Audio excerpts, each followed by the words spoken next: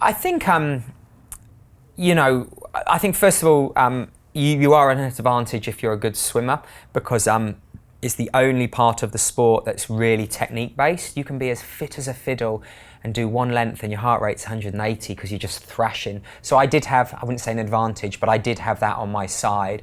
But I mean, I like to go to uncomfortable places, and the best way for me to do that was like see how fast I can ride up Box Hill, see if I can beat my lap round Richmond Park, and I had all these guys that wanted to do the same as well. And it was a real sense of community. I mean, I was a junior at the time, and there were amateurs who were in their mid-20s who were obviously a lot bigger than me, you know, because I was 16, 17, you know, and I was just hanging on to their coattails.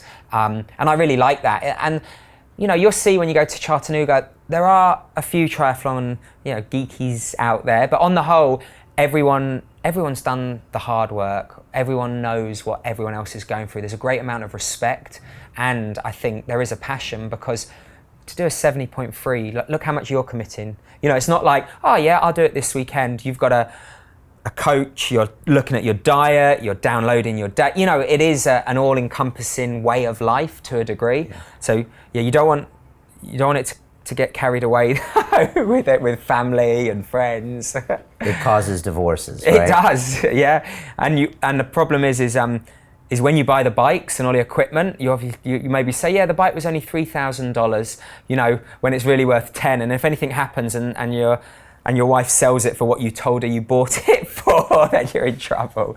But no, I mean, it's a healthy way of life. It really is. It's awesome. Yeah, and you said you like going to uncomfortable places. Why do you think that's true about you?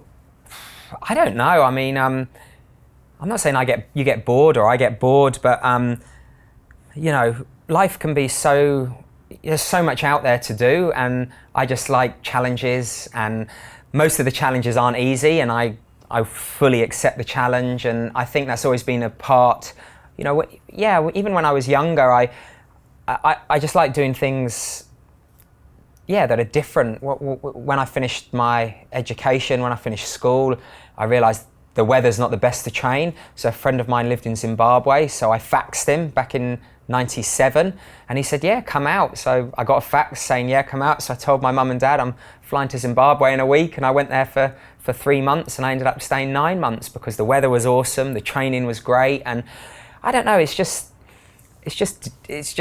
a sport you'll see that really is really self-rewarding, and I think that sense of achievement, you know, because I'm sure you've got goals with what you want to achieve, but I'm sure what you tell everyone, your goals are just a little bit above them. And I think, you know, that's what really I love about it.